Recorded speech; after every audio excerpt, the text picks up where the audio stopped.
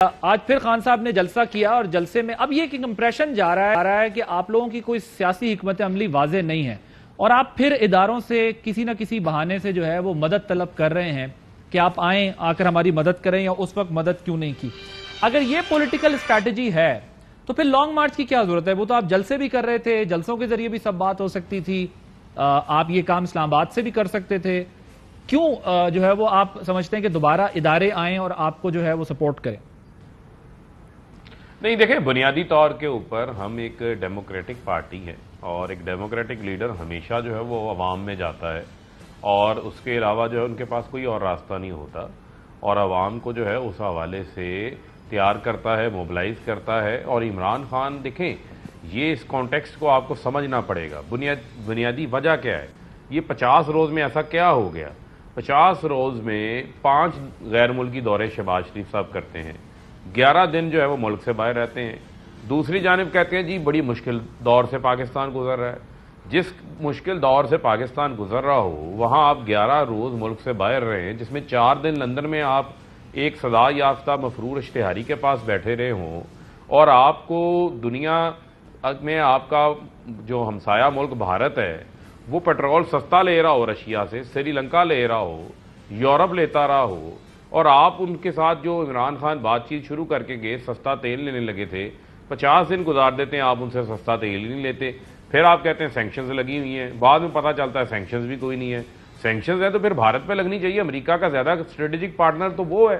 تو آپ کو جب تک اپنے آقاؤں سے اجازت نہیں ملتی تب تک جو ہے وہ آپ ملکی مفاد کو کمپرومائز کر رہے ہیں. یہی وجہ ہے کہ ہم بار بار ان کو یہ کہہ رہے ہیں کہ یہ اکانومی کو اس سٹیج پر لے کے جا رہے ہیں جہاں پھر سب کا نقصان ہے, وہاں پھر جو ہے وہ پاکستان کا بھی نقصان ہے. خدارا اس چیز کو جو ہے وہ سمجھنا ہے اور جو پاورفل کوارٹرز ہیں ان کو آپ نے انٹیمیٹ کرنا ہے. اور آپ یہ بھی دیکھیں نہیں تو کہ جو پاکستان کی پہلی ایک منٹ سن لیں, پہلی نیشنل سیکیورٹی یعنی قومی سلامتی کی جو پالیسی بنی اس کو لنک کیا گیا پاکستان کی اکنامک سیکیورٹی کے ساتھ, اور اس کا ادراک پاکستان کے تمام سیکیورٹی اداروں کو بھرپور طریقے سے ہے. ٹھیک ہے, سوویت یونین جو ہے اب یہ بتائیں نا کہ آپ ان سے ابھی کیا چاہتے ہیں, وہ کیا کریں آپ کے لیے؟ مثلا وہ حکومت کو کہیں کہ آپ گھر چلے جائیں. نہیں دیکھیں, میں عرض کیا کر رہا ہوں آپ سے, میں عرض یہ کر رہا ہوں کہ اس سوویت یونین جو ہے ان کی اکانومی کمزور ہوئی, بہت بڑی طاقت تھی ان کے پاس. وہ سوویت یونین کے سر یہ تو ہسٹری ہے نا, فرض ٹائم تھوڑا کم ہے, مجھے بتائیں ابھی آپ کیا چاہتے ہیں؟ ہسٹری نہیں ہے یہ, ایک کانٹیکسٹ موجود ہے نا, پوری دنیا میں کانٹیکسٹ موجود ہے. اوکے, آپ یہ چاہتے ہیں کہ ادارے دباؤ دیں حکومت کو کہیں آپ گھر جائیں اور الیکشن کریں. سن لینا سر, میں یہی تو سن رہا ہوں نا, ٹائم بھی تو مجھے مینیج کرنا ہے نا. میں یہی بتا رہا ہوں, دیکھیں مجھے بات مکمل کر لینے دیں نا. آپ جب آپ ایک کانٹیکسٹ میں بات ہو رہی, مجھے مکمل کر لیں. دیکھیں جو پاکستان مخالف قوتیں ہیں وہ کیا چاہتی ہیں؟ پاکستان کو کمزور کرنا چاہتی ہیں. آپ معاشی طور کے اوپر کرپلڈ ہو جائیں گے تو آپ پھر کس سے بات کر سکیں؟ یہی وجہ ہے کہ ملک میں فوری انتخابات ضروری ہیں اور اس کے 2/3 پاکستان انتخابات مانگ رہے ہیں. رائٹ, ٹھیک ہے. کھوسا صاحب وہ کہتے ہیں کہ اداروں کو اس لیے بولنا چاہیے کہ 60 دن میں آپ نے معیشت کا وہ حال کر دیا ہے کہ خدا نہ خواستہ معاشی طور پر اگر ملک نہ سنبھلا تو پھر جو ہے وہ کبھی رشیا کی اگزامپل دے رہے ہیں, کبھی وہ اور مثالیں دے رہے ہیں ملکوں کی, کو کہتے ہیں کہ یہ حالات پیدا نہ ہو جائیں. ہم اس لیے ملک کی بھلائی میں یہ چیز چاہتے ہیں کہ آپ لوگ جو اتنی مہنگائی کر بیٹھے ہیں, آپ سے نہیں سنبھل رہا, آپ گھر چلے جائیں, الیکشن اناؤنس کر دیں. عادل, میں نہیں چاہتا تھا کہ فرخ حبیب صاحب پھر وہی رٹ دہرا دیں جو ہم سن کے قوم جو ہے وہ, میرے خیال میں مجھے زبانی یاد ہو گیا. اگر آپ کہیں تو میں سارے ان کے ڈائلاگ اور ان کے دوستوں کے ڈائلاگ آپ کو سنا دیتا ہوں.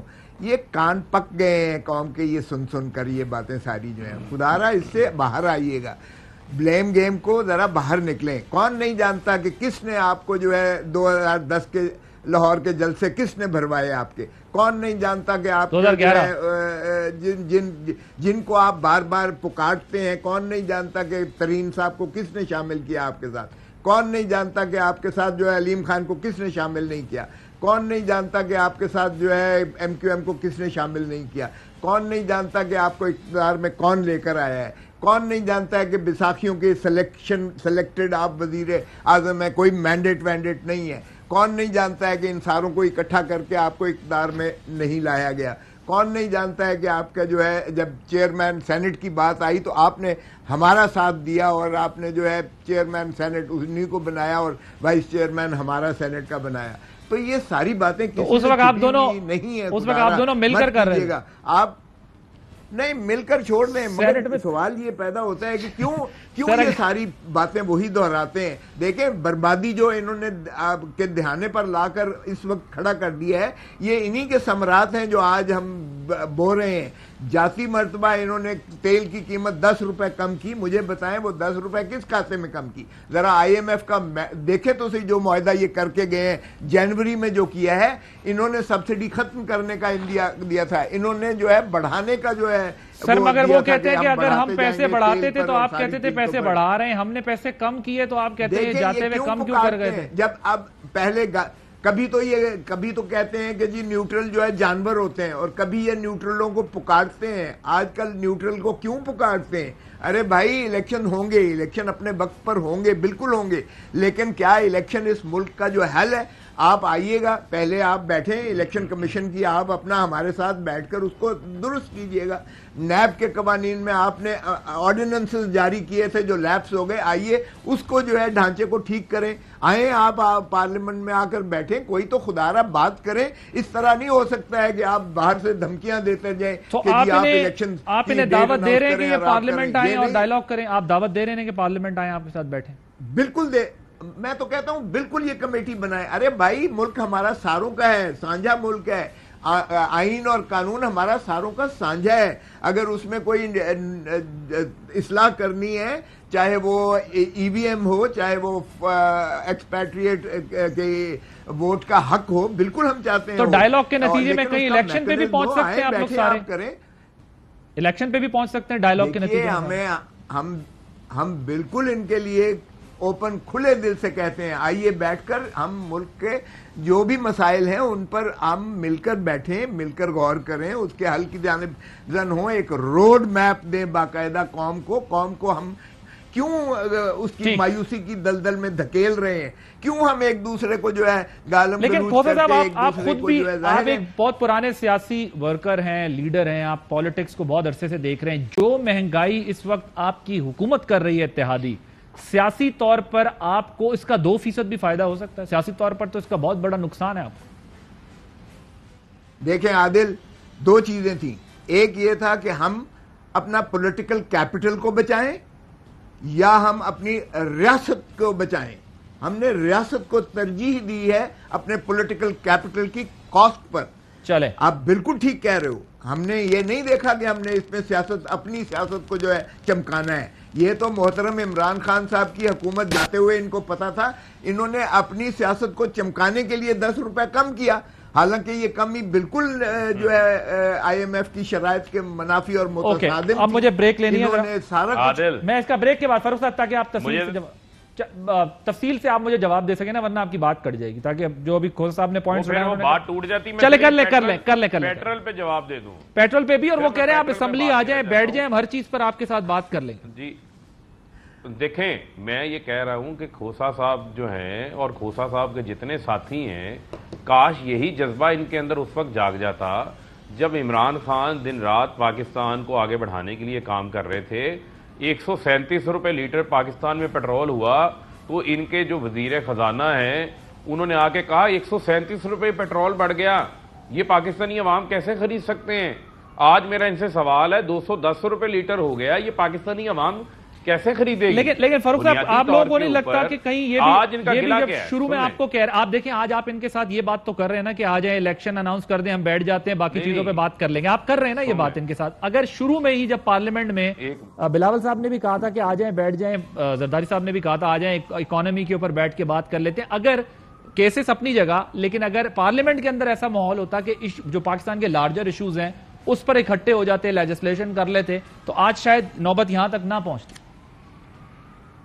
نہیں دیکھیں, مجھے پہلے اپنی بات مکمل کرنے دیں. دیکھیں معاملہ کیا ہے, ٹائم تھوڑا شارٹ ہے, ذرا جلدی آپ کے سوال پہ آتا ہوں.